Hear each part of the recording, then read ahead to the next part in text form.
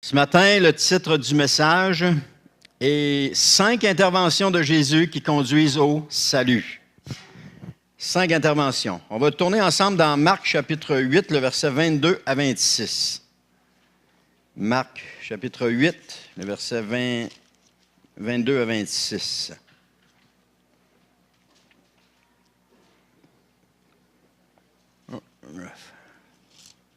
8, 22 à 26, qui nous dit « Ils se rendirent à Bethsaïda, et on amena vers Jésus un aveugle qu'on le pria de toucher. Il prit l'aveugle par la main, il, c'est Jésus, et le conduisit hors du village. Puis il lui mit de la salive sur les yeux, lui imposa les mains, lui demanda s'il voyait quelque chose. Verset 24, il regarda et dit « J'aperçois les hommes, mais j'en vois comme des arbres qui marchent. » Jésus lui mit de nouveau les mains sur les yeux, et quand l'aveugle regarda fixement, il fut guéri et vit tout distinctement. Alors Jésus le renvoya dans sa maison en disant « N'entre pas au village. » Seigneur éternel, je te remercie pour ta parole ce matin. Je te remercie, Seigneur, pour ce que tu vas faire aussi, ce que tu es en train de faire. Et Seigneur, nos yeux sont tournés vers toi, non pas sur les circonstances, non pas sur les gens, mais nos yeux sont tournés vers toi, Seigneur, qui est le Seigneur des Seigneurs, le Roi des Rois, la tête de l'Église, celui qui peut tout, celui par qui tout est possible. Alors, Seigneur, nous regardons à toi. Alors, je te prie, Seigneur, pour le message de ce matin, qui puisse toucher nos cœurs, toucher nos vies et qu'on puisse retenir, Seigneur, ce qui nous appartient, ce que tu as pour nous dans ce message de ce matin. Alors, je te prie par ton Saint-Esprit d'intervenir et d'agir ce matin au milieu de nous. Père, on te le demande au nom de Jésus. Amen. Bill Norman a écrit à propos d'un certain Roger Merrill, qui était un consultant en affaires et qui avait décidé d'aménager son terrain. Alors, pour aménager son terrain, il avait requis les services d'une personne qui avait un doctorat en horticulture. Alors, elle avait planifié toutes les choses, elle avait rendu ça beau. Et puis là, lui, pendant les réunions où est-ce qu'on parlait de planification et de planifier le jardin, d'organiser ça, lui disait toujours, mais là, moi, je travaille beaucoup, je voyage beaucoup, ça prend plein de systèmes automatiques pour arroser le jardin, pour que ça se fasse là tout seul. Il faut que j'aie le moins de choses à faire dans le jardin. Et il insistait beaucoup là-dessus. Finalement, elle a dit, arrête de parler, écoute-moi. Elle dit, il y a une chose que vous devez savoir avant d'aller plus loin. S'il n'y a pas de jardinier, il n'y a pas de jardin. En voulant dire, ça prend quelqu'un pour s'occuper du jardin. On ne peut pas juste planter un jardin et le laisser aller comme ça. J'ai un petit jardin chez moi, j'ai refait une tentative et je sais que si je m'en occupe pas, ben ça poussera pas. Et même si je m'en occupe des fois. Mais si j'installais des... Je sais pas, j'ai vraiment pas les pouces verts. Mais c'est pas grave, j'aime ça, je m'amuse. Je vais avoir des beaux oignons puis des belles échalotes, ça, je suis convaincu de ça, je les vois déjà. Mais si je m'en occupe pas, il peut pas grandir. Si on travaille pas la terre, si on la nourrit pas, si on ne sème pas les graines, si on n'enlève pas les mauvaises herbes, il peut pas grandir. Donc, il n'y a pas de moyen d'économiser du temps pour cultiver un jardin spirituel. Il n'y a pas d'économiseur de temps. Et devenir une personne mature spirituelle qui porte du fruit exige du temps, de l'attention et des soins. Ça ne se fait pas tout seul. Ça demande la contribution d'un jardinier. Et ce jardinier, c'est Jésus. Dans notre vie, qui est notre jardin, par l'intermédiaire de personnes, nous aide à grandir, à porter du fruit, par des conseils, des enseignements et le temps. Jésus agit à travers les personnes. Amen. Donc, si on regarde le contexte du message qu'on a lu tout à l'heure, Jésus et ses disciples sont partis pour se rendre à Bethsaïda. Bethsaïda, c'est une ville en Galilée qui est autour du lac de Galilée. C'était d'ailleurs la ville de Philippe, d'André et de son frère Pierre. Et Jésus passa du temps de ministère dans cette ville. Il a fait du ministère dans cette ville-là. Il a passé certains temps là. Et pendant qu'il était là, cette journée-là, on lui amène un aveugle. Les gens voulaient que Jésus le touche pour que l'aveugle soit guéri. Ça, c'était ce qu'il voulait, ce qu'il demandait. Il demandait à Jésus, Jésus, guéris-le. Touche-le, guéris-le. Et dans ce temps, comme aujourd'hui, on sait très bien que la cécité, ça ne se guérissait pas. Quelqu'un qui était aveugle, il était aveugle pour toujours, il ne pouvait pas guérir. Ça prenait seulement une intervention divine pour guérir cet homme-là. Et c'est ça qui faisait que Jésus faisait des choses extraordinaires, c'est que les gens voyaient des choses pour la première fois qu'ils n'avaient jamais vues de leur vie. Des boiteux marcher, des paralytiques marcher, des gens aveugles voir, des gens muets parler, des gens sourds entendre. C'était chose impossible. Et dans bien des cas, c'est encore chose impossible aujourd'hui. Mais Jésus le faisait. Et ça émerveillait les gens de voir ça. Alors Jésus a pris l'aveugle par la main puis il l'a conduit en dehors de la ville. À cause du caractère de cette ville-là. On va le voir tantôt. Il l'a conduit en dehors de la ville. Parce que dans le monde dans lequel nous vivons dans un monde qui est physique et spirituel, où les deux royaumes existent. Nous vivons dans le physique avec notre corps, mais nous vivons aussi dans le spirituel avec notre âme. Et les deux influencent sur notre corps. D'ailleurs, c'est prouvé que certaines maladies psychosomatiques viennent, les maladies psychosomatiques viennent du spirituel. Mais il y a aussi des maladies qui sur notre corps qui influent du spirituel. Il y a certaines maladies qui sont là. Alors, une fois à l'extérieur de la ville, Jésus a pris l'homme et lui a mis de la salive sur les yeux. Ça, c'est intéressant. Il a imposé les mains et il a demandé s'il voyait quelque chose. Alors, Jésus voulait s'assurer. Est-ce que c'est parce qu'il ne le savait pas? Non, il le savait, mais il voulait que l'homme lui dise ce qui se passait. Alors, il voulait s'assurer si la guérison s'opérait. Qu'est-ce que tu vois? Jésus savait ce qu'il voyait. Mais l'homme, était-il capable de dire ce qu'il voyait? Et pareil, les gens qui vont prier dans la rue pour les gens, la différence avec Jésus, c'est qu'eux, ils ne savent pas s'il se passe quelque chose. Alors, ils demandent, est-ce qu'il se passe quelque chose? Oui, je sens de la chaleur ici. Oui, j'ai senti un frisson. J'ai senti une fraîcheur. OK, c'est bon signe. On sent, il y a quelque chose qui se passe. Et ils continuent à prier jusqu'à temps que la personne soit guérie. Alors, on voit ça. Mais Jésus, il le savait. Mais il voulait juste s'assurer que l'homme puisse le verbaliser. De même, les gens qui prient pour les malades, c'est ça. Donc, après cette intervention de Jésus, l'homme, la première intervention, quand il a mis la salive, l'homme, il ne voyait pas encore. Il ne voyait pas clairement. Il dit, je vois comme des arbres. Les gens comme des arbres. Donc, ses yeux, il voyait les gens comme allongés, là. OK? Il les voyait comme des arbres. Alors, Jésus lui a mis de nouveau les mains sur les yeux et l'aveugle a été complètement guéri. Son identité venait d'être changée. Cet homme-là voyait pour la première fois de sa vie, peut-être. Peut-être qu'il était né comme ça, le texte ne le dit pas, mais il voyait à nouveau s'il avait perdu la vie en cours de route. Son identité venait de changer. C'était l'aveugle, et maintenant c'est celui qui voit.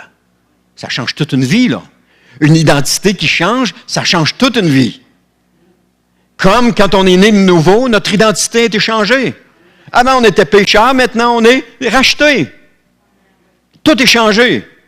Parce qu'avant, mon identité, j'étais prisonnier, j'étais esclave du mal. Aujourd'hui, je suis esclave du bien. Mon identité a changé pareil.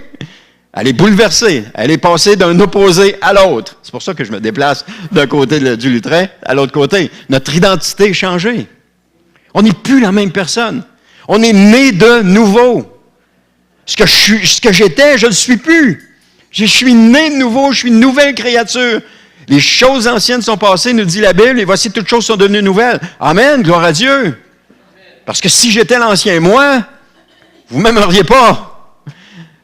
Mais ce qui nous montre qu'une personne est changée, c'est qu'elle est devenue un nouveau elle, ou un nouveau moi. Elle est changée. Son identité venait de changer et de redevenir son identité première. Parce que lorsque nous naissons de nouveau, c'est notre identité première qui prend place. Quand Adam et Ève étaient dans le jardin avant le péché, il y avait une identité. Et lorsque nous naissons de nouveau, c'est cette identité-là que nous revêtons. L'identité du péché, ce n'est pas notre identité première. Elle est venue dans le monde à cause du péché. Ça s'est étendu sur tous les hommes, sans exception. Et malheureusement, on a tous, à cause du péché d'Adam, c'est Paul qui dit ça, il dit à cause du péché d'un seul homme, à cause de la désobéissance d'un homme, le péché est entré dans le monde. Mais à cause de l'obéissance d'un seul homme, la grâce est venue dans le monde. Amen. Alors, Jésus lui dit de retourner dans sa maison. Il aurait sûrement besoin d'aide parce qu'il avait peut-être jamais vu sa maison non plus. Donc, il aurait besoin de ses frères et de ses sœurs pour l'aider. Parce que s'il est né aveugle et que là, il découvre toute chose, il a besoin d'apprendre des choses. Alors, il sait des choses, mais il y a des choses qu'il n'a jamais vues de sa vie, là. Alors, mais Jésus lui dit de ne pas retourner au village, parce que sa maison, son lieu de naissance, était sa véritable identité pour cet homme-là. Il était le fils d'un père et d'une mère. Il avait des frères, il avait des sœurs, possiblement. Il faisait partie d'une famille. Et Jésus lui dit, retourne dans ta maison, retourne dans ta famille, rentre pas au village. Parce que le village est synonyme de ton ancienne identité. Ta famille est synonyme de ta nouvelle identité. Retourne au village. Aujourd'hui, ce qui fait notre identité, c'est nos frères et nos sœurs. Nos frères et nos sœurs, c'est lesquels? Ceux qui sont dans notre ancien village ou ceux qui sont dans la famille de Dieu? C'est ceux de la famille de Dieu qui sont nos frères et nos sœurs. Spirituels. On a maintenant une famille spirituelle, des frères et des sœurs sur qui on peut compter. Amen. Alors, le village était sa prison, son lieu de captivité, et s'il retournait, sa condition risquait de redevenir la même.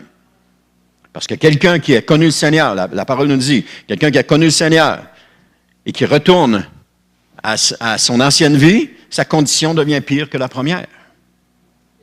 Qu'est-ce que Jésus a dit à l'homme qui a guéri à la piscine de Bethesda? Il dit, ne pêche plus de peur qu'il t'arrive quelque chose de pire. Qu'est-ce qui pouvait y arriver de pire que 38 ans infirme? C'était la perdition éternelle, c'était l'enfer. Et s'il continuait à pécher, il allait mourir éternellement. C'est ça qui était le pire. Donc, ils se rendirent à Bethsaïda, au verset 22.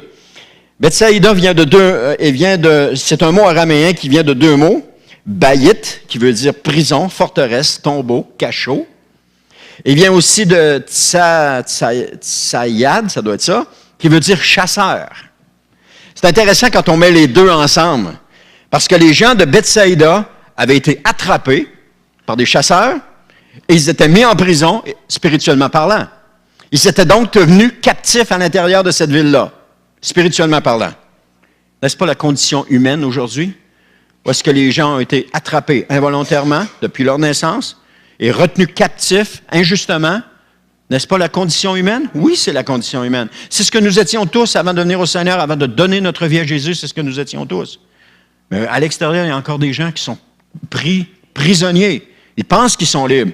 Oui, ils sont libres dans le cachot dans lequel ils sont. Ils ont toute la liberté de bouger comme ils veulent dans le cachot. Mais ils n'ont pas la liberté spirituelle. Ils sont retenus captifs. Amen.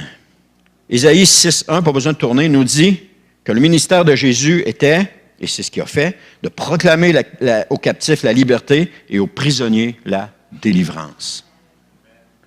Chaque être humain est retenu captif à l'extérieur, qui n'est pas né de nouveau, disons-le comme ça, est retenu captif. Et chaque être humain a besoin du ministère de Jésus. À travers qui? À travers nous. Parce que Jésus agit à travers des personnes.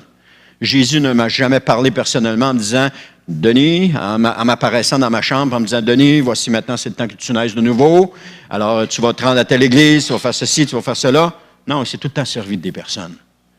Des personnes qui ont eu une petite intervention ici et là, jusqu'à un moment donné, quelqu'un qui nous a raconté son témoignage, il nous a invités à ce qu'on puisse lui donner notre vie à Jésus.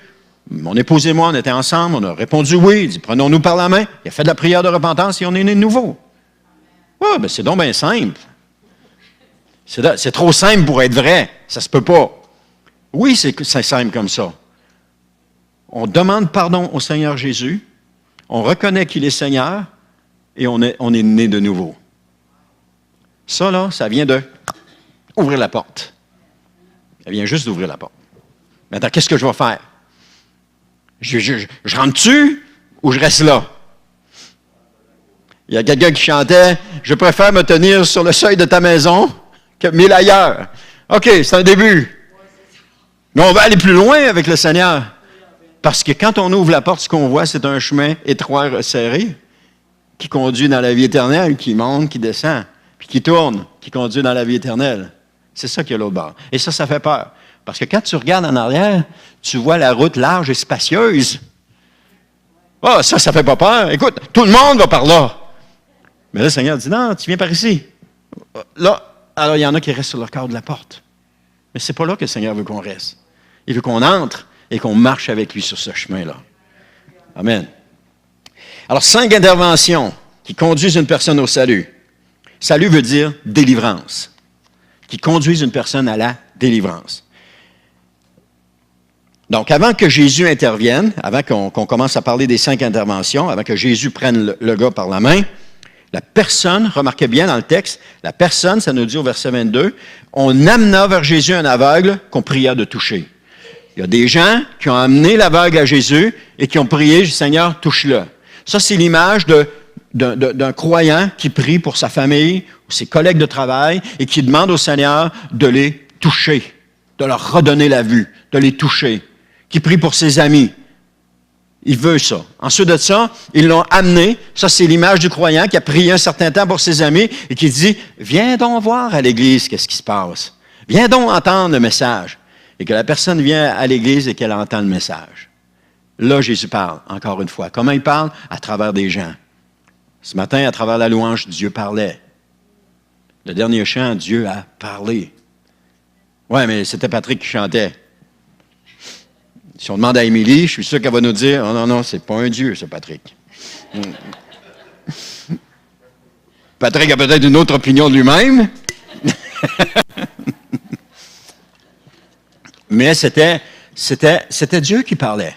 À travers quoi? À travers la bouche, à travers les paroles du chant, à travers la bouche de Patrick et de Lise, à travers la musique, Dieu parlait. Amen. Donc, 5 interventions. Et c'est ici que le travail de Jésus commence. 1, au verset 23, il prit l'aveugle par la main. Pour sauver une personne, la première chose que Jésus fait, c'est de le prendre par la main. Chaque personne qui est sauvée savent que Jésus lui a pris la main un jour. Il a tendu la main. On a mis la main dedans et il nous a amenés à lui. Hébreux 8, 9, pas besoin de tourner. Restez votre doigt dans Marc, c'est ça qui est plus important. C'est Dieu qui parle et dit, le jour où je les saisis par la main pour les faire sortir du pays d'Égypte. Dieu a saisi par la main son peuple. Donc, quand tu saisis quelqu'un par la main, il y a quelque part, peut-être tu peux tendre la main à quelqu'un, puis le quelqu'un vient mettre sa main, tu le saisis par la main, puis tu le tires. Il y a ça. Ou tu peux prendre quelqu'un par la main, puis faire un bout avec. Mais si tu prends quelqu'un par la main, puis que la personne, elle veut pas marcher, tu n'avances pas loin. Tu vas pas loin. Si tu le saisis par la main, tu le fais sortir, c'est parce qu'il veut te suivre, il veut sortir avec toi. Alors, tu le prends par la main, puis tu sors. Alors, c'est ce que Jésus a fait. Il a pris l'homme par la main, puis il l'a sorti. L'Égypte représente le monde. C'est de la viande à matin, OK? L'Égypte représente le monde où les gens sont retenus captifs et esclaves. L'endroit où ils sont soumis à un despote qu'on appelle le diable. Et chacun de nous, on peut dire, oui, j'ai déjà été soumis à un esclave. J'ai déjà été à un despote, au diable. J'ai déjà fait ce qu'il voulait. Ma vie passée n'en témoigne. Ils sont retenus captifs, comme j'ai dit tantôt, sans leur consentement. Malheureusement, ils sont complètement aveuglés à leur sort. Ils ne voient pas. Assez que quand l'Évangile leur est présenté, lorsque la lumière de Christ entre dans leur cellule, ils ne voient pas plus. Parce que si vous êtes dans le noir pendant trop longtemps et qu'on amène la lumière, puis que ça ouvre, non, ferme ça, je ne vois rien. Alors, trop de lumière, tu ne vois rien. Pas assez de lumière, tu ne vois rien non plus. Alors, ils sont aveuglés dans leurs choses. 2, il a pris l'aveugle par la main, au verset 23, il le conduisit hors du village. 2 Samuel 7,6 nous dit, « Mais je n'ai point habité dans une maison, c'est Dieu qui parle, depuis le jour où j'ai fait monter les enfants d'Israël hors d'Égypte. » Donc, Dieu a conduit son peuple hors d'Égypte, comme Jésus a conduit cet aveugle hors du village. Et Dieu n'avait pas habité dans une maison. Pourquoi? Parce qu'il n'y avait pas de maison qui lui avait été construite. Aujourd'hui, la maison de Dieu, c'est mon cœur. La maison de l'Éternel, parce que Dieu construit le temple. Mon corps est le temple du Saint-Esprit. Tiens, voilà. Mon corps est le temple du Saint-Esprit. Dieu construit une maison aujourd'hui. Je lisais dans un livre cette semaine et le gars disait que pendant la construction du second temple, il n'y a pas de coup de pic et de fer qui a été entendu pendant toute la construction du temple. Les roches étaient taillées ailleurs. Et quand ils étaient amenés, ils fitaient les unes parfaitement. Et ça, c'est l'image que Dieu fait le travail en nous, silencieusement et parfaitement. Il installe chacune des pierres spirituelles pour construire sa maison. Et on n'entend pas de cris, on n'entend pas de ci, de ça. On n'entend rien, on entend Dieu fait le travail à l'intérieur de nous. Seule personne qui est consciente de ce qui se passe, c'est la personne elle-même qui est consciente de ce que Dieu est en train de faire dans sa vie. C'est la seule celle-là qui compte.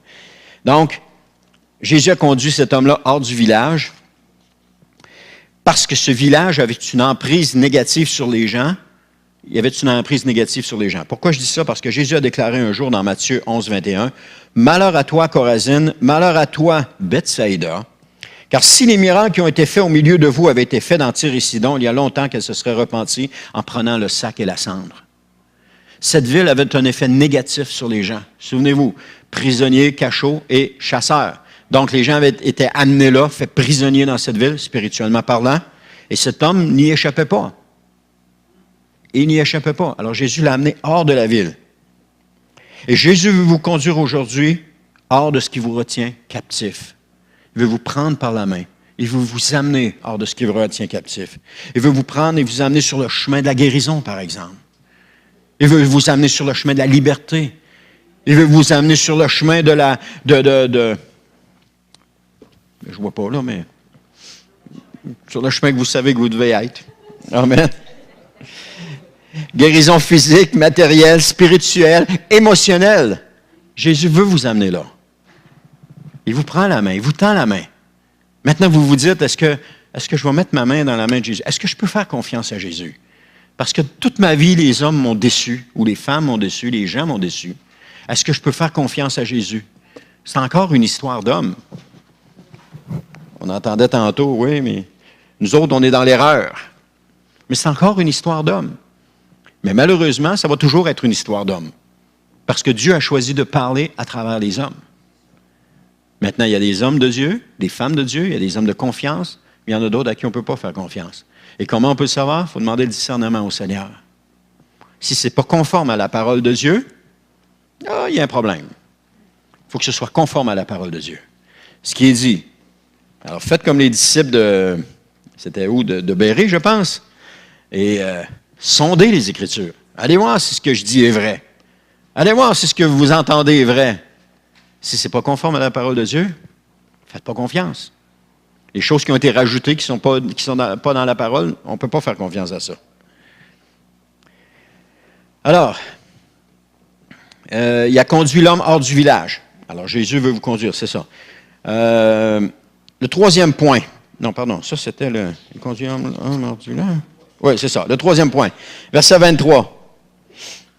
Il lui mit de la salive sur les yeux. C'est intéressant de voir que Jésus utilisa ce principe pour guérir quelqu'un à 3 reprises dans la parole. De mettre de la salive sur les yeux. Pourquoi est-ce qu'il a fait ça? On peut se poser la question. Il faut s'arrêter. Quand on lit la parole, il faut s'arrêter. Pourquoi il a fait ça? Pourquoi il a pris de la salive et il l'a mis sur ses yeux? Et le Saint-Esprit peut nous le révéler. On peut lire des commentaires. Les gens ont écrit des choses qui leur ont peut-être été révélées. Mais encore, le Saint-Esprit va encore peut-être vous dire quelque chose à vous personnellement quand vous faites ça. Ça s'appelle méditer la parole de Dieu. On demande au Seigneur. Et ça veut dire de commencer à penser à haute voix. Seigneur, qu'est-ce que tu veux dire? Mettre de la salive chez Jésus. Pourquoi mettre de la salive chez Jésus? Qu'est-ce que ça fait de la salive chez Jésus? Moi, de la salive, il a mis chez Jésus, il est guéri. Hein? Voyons, non. Qu'est-ce que ça veut dire, Seigneur? Je ne comprends pas. Montre-moi. Et là, le Seigneur vous éclaire. Voici ce que j'ai eu comme révélation. Est-ce que c'est la seule? Peut-être pas. Est-ce qu'elle est parfaite? Peut-être pas. Mais elle fait un sens. Le mot en hébreu et en grec, le mot crachat et salive sont le même mot. Si je crache ou que je prends la salive, c'est le même mot. Dépendamment comment est-ce qu'il est utilisé dans le contexte. Les gens crachent sur les autres, c'est un signe de mépris. Tu craches sur quelqu'un, c'est un signe de mépris. Tu n'es pas en train de l'aimer. Donc Jésus a mis de la salive, il n'a pas craché dans les yeux de la personne. Il a mis de la salive. Par contre, la salive, c'est quelque chose de nécessaire au corps humain, quand on réfléchit comme ça. Et elle sert à humecter la bouche. Quand on parle beaucoup, des fois, on en manque, alors on prend un peu d'eau. Elle sert aussi à humecter la gorge et elle aide à la digestion. Restez la bouche là, fermée, là, puis avalez pas votre salive, ça ne sera pas long que vous allez avoir la bouche pleine. Parce qu'il y a des glandes salivales qui produisent constamment de la salive. Ils n'arrêtent pas. Ils n'arrêtent pas. Ils produisent constamment. Donc, ce qu'on peut en déduire, c'est que la salive vient de la bouche et nous en avons besoin pour parler. Si je n'ai pas de salive, ça parle mal. La langue collée au palais, ça parle mal. Donc, ceci démontre que ce qui sort de la bouche peut être méprisant ou guérissant. Je peux dire des choses avec ma bouche. Si je peux parler, c'est parce qu'il y a de la salive. Donc, ça peut être méprisant. Donc, cracher, si je dis des choses méprisantes, c'est comme si je crachais sur quelqu'un. Mais ça peut être bénissant si je donne des paroles d'encouragement, par exemple. Ça peut être bénissant. Par extension, ce qui sort de la bouche de Jésus, c'est quoi? C'est la parole de Dieu. C'est la parole de Dieu qui sort de la bouche de Jésus. Donc, prendre la salive et la mettre sur les yeux de l'aveugle nous démontre que Jésus l'a guéri par sa parole. On le prend par extension, OK? Il l'a guéri par sa parole. Proverbe 29:13 nous dit, « C'est l'Éternel qui éclaire les yeux de l'un et de l'autre. » Donc, Dieu a éclairé les yeux de cet homme-là. Et Dieu les éclaire par sa parole. Parce que le psaume 119-130 dit, « Les révélations de ta parole éclairent, elles donnent de l'intelligence aux simples. » Donc, Jésus peut rendre la vue à toute personne aveugle spirituellement par sa parole. Et par sa parole, il éclaire et il nous fait voir la réalité de notre vie. Quand est-ce que Dieu nous parle? C'est quand on lit sa parole. On est chez nous, ou dans un temps qu'on prend part et qu'on lit sa parole, puis à un moment donné, oh là, on arrête de lire, on dit, « Wow, Seigneur, tu es vraiment en train de me parler. » Dieu est en train de parler. Dieu est en train de parler. Si on prend ici, là, j'en ai quelques-uns. Il y en a plusieurs, là, mais... Bref. Que le sage ne se glorifie pas de sa sagesse, que le fort ne se glorifie pas de sa force, que le riche ne se glorifie pas de sa richesse, nous dit Jérémie, mais que celui qui veut se glorifie d'avoir de l'intelligence et de me connaître, de savoir que je suis l'Éternel qui exerce la bonté, le droit et la justice sur la terre. Car c'est à cela que je prends plaisir, dit l'Éternel. Là, tu lis ça, tu arrêtes, tu dis, oh là, Seigneur, tu es en train de me dire quelque chose. Parce que dépendamment de ce qu'on vit, Dieu nous parle. Et il nous parle à travers sa parole. Si on ne lit jamais sa parole, oh, le Seigneur m'a parlé. Je ne lis jamais ma parole. Oh, le Seigneur a parlé à mon cœur. Il y a un risque. Il y a un risque que ce soit tes émotions, que ce soit tes pensées, que ce soit ce que tu désires le plus. Et là, tu t'arranges pour que tu conçois que c'est Dieu qui t'a parlé. Mais tu ne lis jamais la parole. Pour moi, ça n'a pas de fondement. Parce que le fondement doit venir de la parole de Dieu. Des fois, ça arrive qu'il parle. C'est vrai. Ça arrive qu'il parle à notre cœur, qu'il veut nous amener à quelque chose. Mais non seulement la parole de Dieu, mais Dieu va toujours se servir d'un frère ou d'une sœur, venir confirmer aussi. Il nous parle par la parole, il y a un frère et une sœur qui arrivent sans savoir ce qu'on vit, sans savoir ce qu'on pense, sans savoir quoi que ce soit, et qui vient dire, voici ce que le Seigneur te dit. Bang, bang, bang. Il nous parle à travers sa parole, à travers cette personne-là. Donc Dieu va parler aussi de cette façon-là. Où c'est que je m'en allais avec ça? Il lui a mis de la salive sur les yeux, c'est ça. Et c'est ça. Alors, Jésus peut rendre la vue. Oui, j'ai dit que Jésus pouvait rendre des personnes aveugles, rendre la vue à toute personne aveugle. Par sa parole, il nous fait voir la réalité. Amen. 4e point, il imposa les mains. Bon, la salive, ça ne suffisait pas, ça prenait les mains. Et les mains, ils font quoi, eux autres? C'est avec nos mains qu'on travaille. Nos mains nous rendent d'innombrables services. Un arrière-oncle ou un oncle de mon père, dans le temps où est-ce qu'on installait l'électricité dans le bas du fleuve, il était électricien, puis il travaillait installé, et puis il avait demandé à son contremaître, il dit, y a-tu du courant dans ces fils-là? Le contremaître, il a dit non, ça a été enlevé. Et quand il a mis la main sur les fils, il s'est fait brûler les deux bras. Ils ont monté, ils s'attachaient toujours avec un harnais, il est tombé sur un harnais, ils sont montés, ils l'ont descendu, puis il s'est retrouvé plus de main. Il est coupé à peu près à hauteur ici, là, à cause du courant électrique. Moi, quand je l'ai connu, il y avait des crochets. Mais avant qu'il y ait des crochets, il n'y avait pas de main, là. Essayez d'attacher votre chemise, pas de main. Essayez de mettre vos pantalons, pas de main. Essayez de faire des choses simples, pas de main. C'était sa femme qui l'habillait le matin. C'était sa femme qui le lavait. Puis je pense qu'il y avait 10 ou 11 enfants à la maison, là. C'était sa femme qui le nourrissait parce qu'il n'était pas capable de manger. Ça prend quelqu'un pour prendre la cuillère et venir te la mettre à la bouche. Alors peut-être tu peux tirer avec une paille ta soupe, mais à un moment donné, il y a une limite. Tu ne peux pas tirer un steak avec une paille. Alors, il le nourrissait, il lui amenait, il faisait tout. Il était incapable de rien faire, il n'y avait pas de main. Un jour, il y a eu ses crochets, ça a été une adaptation, mais finalement, il était capable de tenir, je me souviens encore, on le voit encore, là, il était capable de tenir sa cuillère, de tenir son couteau, de couper sa viande, de manger sa soupe, d'attacher ses boutons avec son crochet, il était capable de le faire.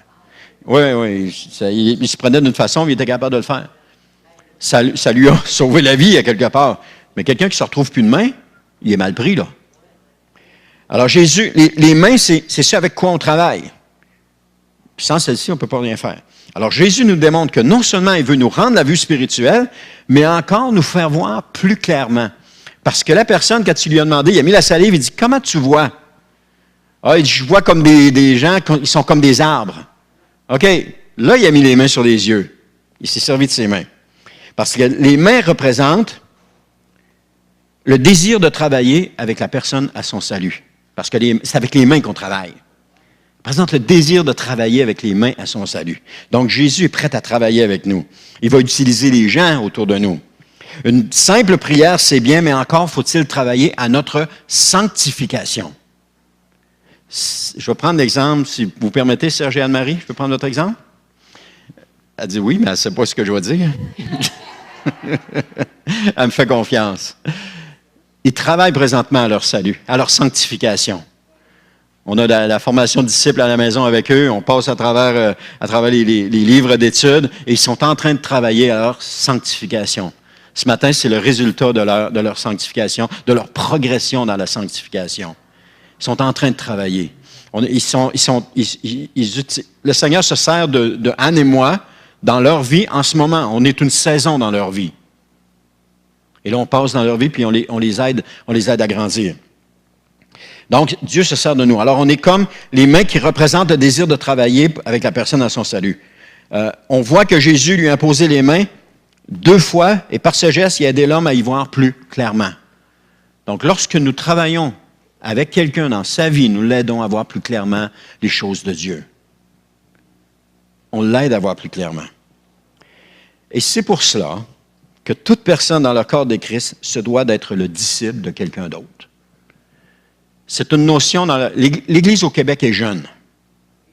Mais c'est parce que dans les années 50, on priait qu'il y ait un réveil au Québec. Dans les années 60, ça priait qu'il y ait un réveil au Québec. Dans les années 70, ça priait qu'il y ait un réveil au Québec. Il y a eu quelque chose qui a commencé à prendre place. Dans les années 80, on a vu plusieurs personnes venir au Seigneur. Oh là, c'était comme un réveil. Après ça, dans les années 90 aussi. Donc, il y avait toutes ces prières qui ont été faites là dans le passé. L'Église, parce qu'elle est jeune, il y a des notions qu'elle ne connaît pas. Il nous faut donc avoir...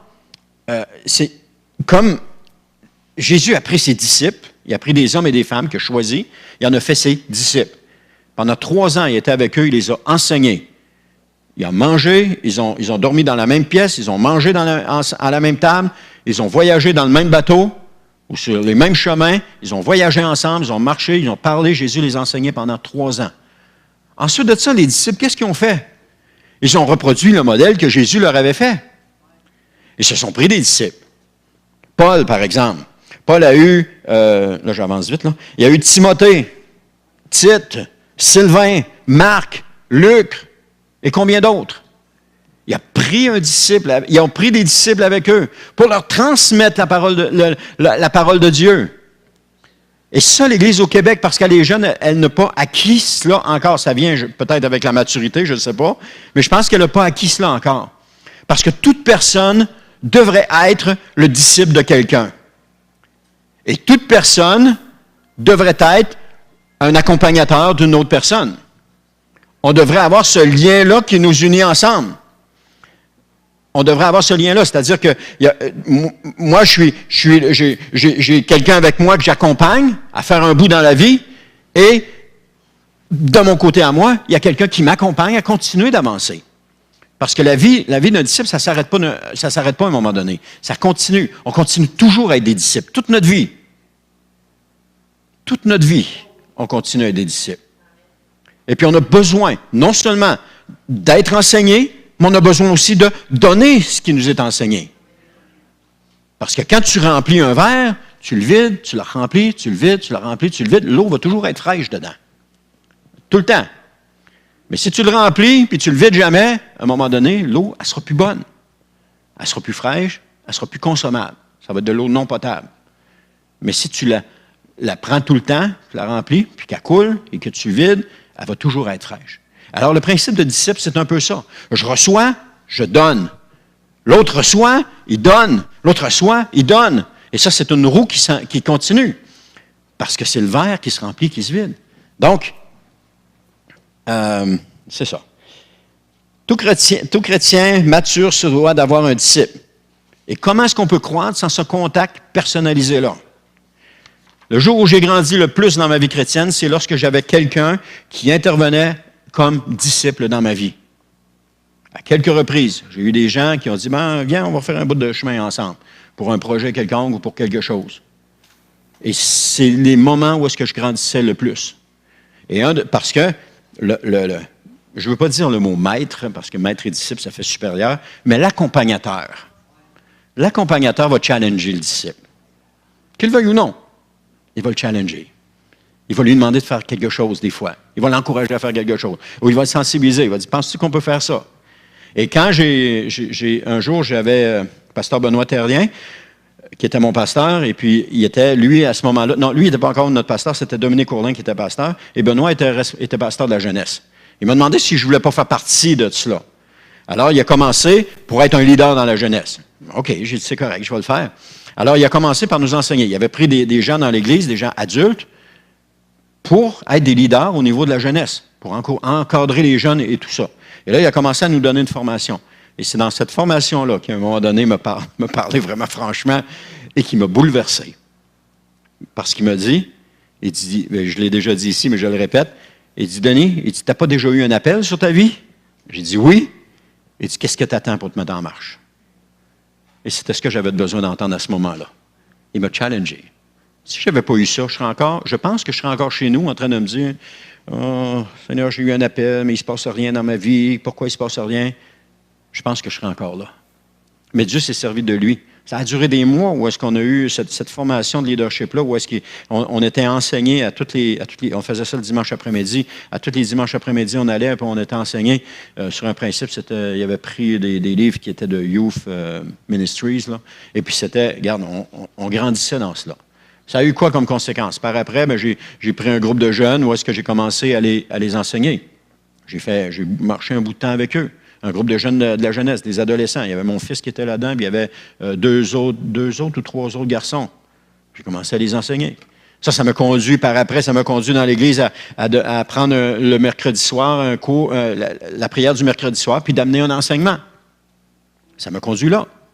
Après ça m'a conduit à apporter un enseignement au niveau de la jeunesse. Donc, ça m'a fait grandir. Ça m'a amené plus loin. Les disciples de Jésus ont grandi. Ils ont eu des disciples. Puis les disciples ont eu des disciples. Donc, c'était les disciples de Jésus, les disciples des disciples, puis les disciples des disciples des disciples. Ils avaient ça. Amen. Alors, le fait de se mettre ses mains sur les yeux nous démontre que Jésus veut travailler avec les hommes et que nous sommes ses mains. Juste la parole ne suffit pas. Désolé de dire ça pour les puritains, mais juste la parole ne suffit pas. On a besoin d'être accompagné. On a besoin de quelqu'un qui met ses mains à la pâte avec nous. Juste dire, ça serait bon un bon pain. Mais si je ne prends pas la farine, que je ne pétris pas la pâte, je n'aurai jamais de pain. Je vais en avoir s'il y a quelqu'un d'autre qui le fait. Alors, je vais en avoir. Mais juste la parole ne suffit pas. Juste le dire, on a besoin de pétrir la pâte. À moins que vous ayez beaucoup la foi, puis vous dites, pâte et eau, mélange-toi. Pâte et eau, pétrissez-vous. Puis là, tu la vois se pétrir. Pâte et eau, dans le four, puis là, ça prend de la foi, là. Il faut beaucoup de foi pour ça. Amen. Alors, nous sommes ceux et celles que Dieu veut se servir pour aider les autres à voir clair.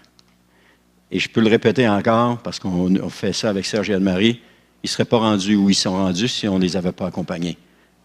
Pas parce qu'on est meilleurs, mais parce qu'on les a accompagnés à marcher dans le chemin. Parce que le chemin était très étroit et resserré. Et on a besoin de savoir où est-ce qu'on met les pieds. Et quand on met les pieds à la bonne place, on avance.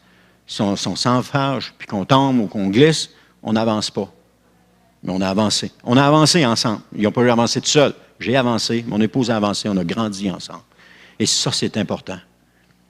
On a besoin de ça. Parce que sans un cheminement de disciple, une personne ne peut pas grandir. Parce qu'elle ne se déverse pas. Elle remplit le verre, mais elle ne se déverse pas. Le verre, il faut le déverser. Amen. Alors, dans cette Église, on encourage on appelle ça discipola ou discipula, ça dépend comment c'est prononcé, là, mais le discipola. On encourage que chacun de prendre au sérieux sa croissance spirituelle. Parce qu'on n'atteint pas un niveau de croissance. Oh, c'est beau, j'ai atteint un niveau, j'arrête là. On continue toujours à grandir, tout le temps. Et on encourage aussi chaque chrétien à être un disciple et à avoir un disciple. Mettez ça devant le Seigneur. Réfléchissez là-dessus, mettez ça devant le Seigneur.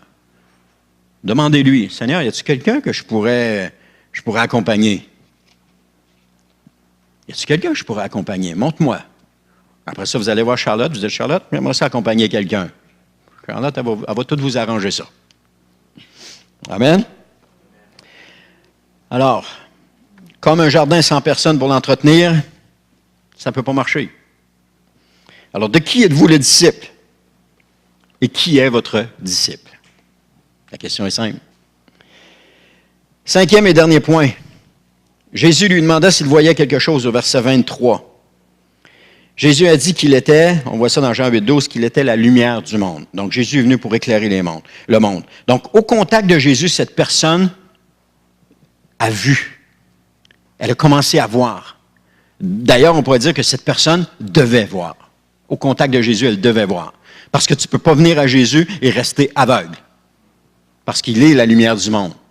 Puis on ne met pas de lumière en dessous de la table pour qu'elle éclaire la pièce, ou on ne met pas quelque chose par-dessus pour qu'elle éclaire la pièce. On la met sur la table pour qu'elle éclaire toute la pièce. Alors Jésus était cette lumière qui venait éclairer cet homme-là. Et dans le processus de croissance d'une personne, Jésus il a demandé à cet homme, qu'est-ce que tu vois? Il y avait donc un processus de croissance qui se faisait dans la vie de cet homme-là. Il a commencé à avoir des choses. À un moment donné, il a vu tout clairement. Il y avait un processus de croissance. Chaque chrétien vit un processus de croissance. Non pas, et Jésus il a demandé, pas parce qu'il ne savait pas, mais pour que la personne, en le disant, prenne conscience de son état. Parce que c'est lorsque nous verbalisons quelque chose qu'on prend conscience de notre état. Jésus, est-ce que tu vois quelque chose? L'homme a pu dire ce qu'il voyait, puis il a pris conscience. En le disant, il prenait conscience de ce qu'il voyait. Parce que si nous ne le disons pas, ça reste en dedans. Combien de fois vous avez vécu des situations difficiles et que vous avez commencé à verbaliser la situation que vous étiez en train de vivre et que tout à coup, ou vous avez raconté à quelqu'un, c'est encore l'exemple est meilleur, vous avez raconté à quelqu'un ce que vous étiez en train de vivre, et puis là, merci de m'aider à comprendre. La personne n'a rien dit, mais tout à coup, pouf, c'était clair, ça venait clair. Pourquoi? Parce que vous l'avez verbalisé. Et quand on le verbalise, ça devient clair. Tout d'un coup, ça s'éclaire. Alors l'homme, en le verbalisant, pouf, ça s'est éclairé. Les cours de la formation de disciples qu'on donne, on permet à des gens de verbaliser ce qu'ils vivent. On n'est pas là en train de dire, bon, OK, t'écoutes là, c'est moi qui parle, là, puis non, qu'est-ce que tu vis? Comment tu le vis? On parle. Juste vous donner un exemple. Cette semaine, Serge et Anne-Marie sont venus chez nous. Ils sont arrivés à 6h30, et quand on a commencé à regarder dans le livre, il était 8h. Il y avait beaucoup de choses. Parlait de ci, parlait de ça, parlait de ceci, parlait de cela, puis toutes des choses en lien avec la parole de Dieu. Les questions. Anne-Marie a toujours ses questions. Serge a des questions, et puis on répond aux questions. Et là, on a commencé à parler, il était 8h30, dans le livre. Après ça, on a fait le livre. Serge avait hâte d'entrer dans le livre. Il dit, bon, on va commencer. Non, mais Anne-Marie, j'ai encore une question. Bon, on va commencer. Non, mais Anne-Marie, j'ai encore une question. C'était bon. Gloire à Dieu. Alors, lorsqu'on verbalise à haute voix, on est à même de saisir notre progression. Et donc, dans une relation de disciples, chacun peut s'exprimer à haute voix. On peut appeler maître, accompagnateur, mentor, conseiller, donner le nom qu'on veut. Mais j'ai quelqu'un que j'appelle mentor, à qui je peux verbaliser des choses que je suis en train de vivre. Et qui, à quelque part, n'a pas besoin de parler pour m'aider à voir clair, parce que quand je les verbalise, je commence à voir clair. Mais il m'apporte quand même des conseils, il m'apporte de l'aide. C'est quelqu'un qui est dans le ministère depuis l'âge de 20 ans, qui est rendu à plus de 60 ans. Il en a vu. Il en a vu pas mal plus que moi, j'ai pu en voir. Donc, il est de bons conseils pour moi. Et je suis content d'avoir cet homme-là, puis d'être capable de partager avec lui. Et il m'explique les choses. C'est sûr que ce qu'il dit, c'est bénissant, mais c'est généralement quand j'exprime quelque chose que je vois clair. Mais lui me permet cela. Alors, on chemine ensemble, puis on grandit ensemble, et ça, c'est une bénédiction pour moi dans le ministère. Aussi, c'est la même chose aussi dans une relation de disciples, chacun peut s'exprimer à haute voix, je l'ai dit. Mais Jésus, j'ai parlé tantôt que Jésus avait mis les mains aussi. Pourquoi il avait mis les mains? Prenez l'exemple des disciples sur le chemin d'Emmaüs qui ont marché avec Jésus. Il leur a parlé, tout le long, il a parlé sur le chemin, mais ils n'ont pas compris. Quand est-ce qu'ils ont compris? Quand est-ce que leurs yeux se sont ouverts? Quand Jésus a rompu le pain. Quand il a pris ses mains et qu'il a brisé le pain. C'est là qu'ils ont vu. Pourquoi? Il y avait une action concrète qui venait d'être faite. Juste parler, ça ne suffisait pas. Il y avait une action concrète qui était faite avec les mains.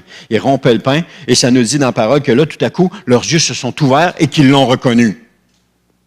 Pourquoi? Parce qu'il y a une façon bien spéciale à lui de rompre le pain, puis... c'est lui, il rompt le pain comme ça. Non, c'est parce que Jésus a utilisé ses mains, il a rompu le pain, ils l'ont reconnu. La salive ne suffisait pas, les paroles ne suffisaient pas. Il a fallu les mains en plus. Ce que je dis ici, ça ne suffit pas. Ça prend les mains. Et les mains, c'est qui? C'est chacun de nous. Chacun de nous dans la vie de quelqu'un d'autre. C'est ça, les mains. Et si on met ça en pratique, mais pour ça, il faut le désirer, il faut le vouloir, il faut demander au Seigneur, Seigneur, montre-moi, y a-t-il quelqu'un? Parce que c'est un investissement dans la vie de quelqu'un. Si j'avais donné naissance, si ma femme avait donné naissance à Sophie Laurence, et qu'on l'avait laissée là, on aurait dit, je vais venir te parler à tous les jours, tu prendras ce que je vais te dire. Elle ne serait plus là aujourd'hui. Elle a eu besoin qu'on lui donne du lait, qu'on la prenne dans nos bras, qu'on change sa couche souvent. Mais elle a eu besoin de ça, qu'on prenne soin d'elle. Puis même en vieillissant, elle avait besoin qu'on prenne soin d'elle. Aujourd'hui, elle a un mari extraordinaire qui prend soin d'elle. Amen. Elle a moins besoin de papa puis maman parce qu'elle a un mari extraordinaire, je le répète encore. Je le verbalise. Ça m'aide. Donc, on ne peut pas laisser un bébé comme ça, il va mourir.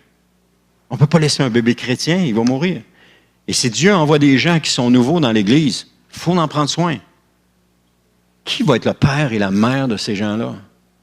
Qui va les prendre sous sa tutelle puis de dire, viens, je vais changer ta couche. Je vais essuyer tes larmes. Viens, je vais te donner à manger. Puis si tu me vomis dessus, c'est pas grave. On va continuer à marcher ensemble. Qui va faire ça? Parce que Dieu veut envoyer des gens. Qui va faire ça? Le pasteur va faire ça. Les mots seulement ne suffisent pas.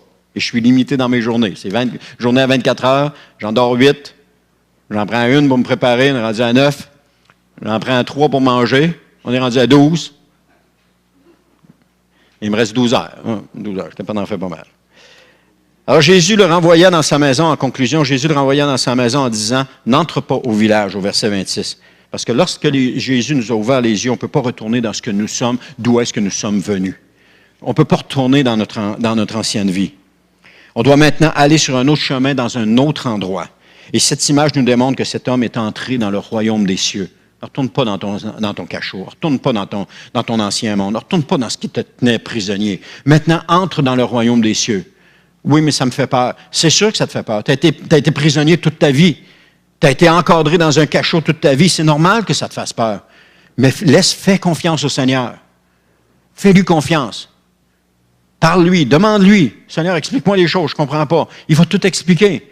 Parce que quand tu as passé toute ta vie dans un cachot, et que là, tout à coup, on ouvre la porte, tu n'oses pas sortir. Les prisonniers, certains prisonniers de guerre, à un moment donné, c'est une histoire qu'on a vue comme ça, ils étaient tous maigris, il n'y avait presque rien à manger. Les Alliés sont arrivés, ils ont ouvert la porte des cachots, de la prison où est-ce qu'ils étaient, et ils n'osaient pas sortir. Ils n'osaient pas sortir. Ça faisait des années qu'ils étaient là. Pourquoi ils n'osaient pas sortir? Parce qu'ils vont-tu nous tuer? Ils vont-tu pas nous tuer? Il va se passer quoi? Il va arriver quoi? Ils ne savaient pas. Alors, quand on passe la majorité de notre vie dans un cachot, et puis que là, tout à coup, le Seigneur arrive et ouvre la porte, c'est normal que ça fait peur. Mais si on dit, Seigneur, j'ai peur, prends-moi la main. Dieu prend la main. Aide-moi à voir clair. Dieu parle. Dieu agit dans ta vie, puis t'aide à voir clair. Et à un moment donné, tu vois clair. Ce qui empêche une multitude de personnes de venir au Seigneur, c'est la peur de l'inconnu. Ils ont entendu toute leur vie, dans les cachots, leur dire, « Ah, va pas là, fais pas ceci, touche pas à ça, c'est nous autres qui a raison, c'est nous autres la vérité. » Et là, tout à coup, on arrive, on ouvre la porte, puis le Seigneur ouvre la porte, puis il dit, « Viens. » Oh, ils sont, la tête est mindée de dire, « Non, fais attention à ça. » Je me souviens, quand on est venu au Seigneur, on dit, « Ah, ils vont te faire un lavage de cerveau. » Amen, gloire à Dieu, j'en avais besoin. C'est vrai, j'en avais besoin. Parce que mon cerveau, il était lessivé par les choses de ce monde. Ça a pris combien d'années avant d'enlever ça? Il en enlève encore. Ça ne finit pas, il en enlève tout le temps. Il y a toujours ces conceptions du monde qui sont là. Comme par exemple, quand tu es né pour un petit pain, tu restes un petit pain, fais pas de vagues, dis pas rien, parle pas, touche pas à ci, touche pas à ça. Fais attention aux autres, fais attention à lui. Non, c'est pas ça que la parole de Dieu nous dit. La parole de Dieu nous dit de lui faire confiance à lui, de mettre nos yeux sur lui. J'apprends encore des choses aujourd'hui, de tourner nos yeux sur lui, de ne pas regarder aux circonstances de la vie, de ne pas regarder aux choses, mais de regarder à lui. Lui, il est là-dedans. Il est dans la Bible. On a même dit, touche pas à la Bible, c'est dangereux. Tu ne dois pas lire ça, ça va te faire du tort. C'est faux. La Bible, c'est ce qu'il y a de plus important. C'est là que Dieu parle. Alors, cet homme est entré dans le royaume de Dieu. Il est allé rejoindre qui? Les membres de sa famille. Lorsque nous naissons de nouveau, qui est-ce qu'on va voir? Les membres de notre famille. De quelle famille? De la famille spirituelle. C'est eux qu'on va voir. Amen? On va voir les membres de notre famille spirituelle. Gloire à Dieu. Donc, un chrétien, sa famille, ce sont ses frères et ses sœurs chrétiennes. On va terminer en prière. Ensuite de ça, on va demander à l'équipe de louange de revenir, nous faire quelques chants pendant que Serge et Anne-Marie vont aller se préparer et qu'on va ajouter de l'eau chaude pour qu'ils soient bien. Oh, elle va être confortable, vous allez voir, elle va être très confortable. Amen. Alors, Seigneur Jésus, je te remercie pour ce temps avec toi ce matin. Je te remercie pour ta parole. Je te remercie, Seigneur, parce que tu ouvres nos yeux sur ta parole et tu nous fais comprendre ce que tu veux nous faire comprendre. Seigneur, il n'y a pas de pression, il n'y a pas de rien qui est mis sur personne. Il y a seulement, Seigneur, ta parole qui est proclamée. Il y a seulement ta parole qui est enseignée. Et je te prie, Seigneur, que tu puisses nous aider à grandir avec cela et que, Seigneur, on avance dans le chemin que tu as tracé pour nous comme tu veux que nous avancions. Père éternel, prends soin de nous, dirige-nous, conduis-nous et amène-nous, Seigneur, là où tu veux nous amener, dans la destination. Tu veux nous amener en terre promise, dans un pays où coule le lait et le miel. Coule le lait et le miel dans nos vies. Où est-ce que les ennemis sont vaincus? Où est-ce qu'il y a seulement ta présence qui prend place? Et où est-ce que nous avançons avec toi dans ce chemin? Où est-ce que les ennemis sont vaincus, qui sont mis à terre, qui n'existent plus, que nous avons maintenant la vie en abondance? Amen. Alors, Seigneur éternel, je te prie pour cela. Et je te prie que tu continues de le faire. Je te prie aussi, Seigneur, pour cette multitude à l'extérieur qui ne te connaissent pas. Je te prie, Seigneur, que tu ouvres des portes afin que nous puissions parler. Que tu ouvres des portes, Seigneur, que tu les amènes ici, Seigneur. Alors qu'on ouvre nos portes grandes afin qu'ils puissent entrer. Seigneur, tu connais ceux qui t'appartiennent. Tu connais ceux à qui tu as parlé, ceux que tu as sauvés. Tu connais ceux que tu as prédestinés. Alors, Seigneur éternel, je te prie de nous les faire rencontrer. Je te prie de faire en sorte, Seigneur, qu'on puisse avoir peut-être un contact avec eux. Et Seigneur éternel, s'il n'y a pas de contact, comme tu l'as fait avec d'autres, amène-les ici, Seigneur, afin qu'ils puissent te connaître, Seigneur. Ils ont reçu par ta parole, mais maintenant, Seigneur, ils vont recevoir par tes mains. Ils vont voir plus clairement. Père, c'est dans le nom de Jésus que je t'ai prié. Amen. Amen. Alléluia. Gloire à Dieu. Alors, pendant que Serge et Anne-Marie vont se préparer,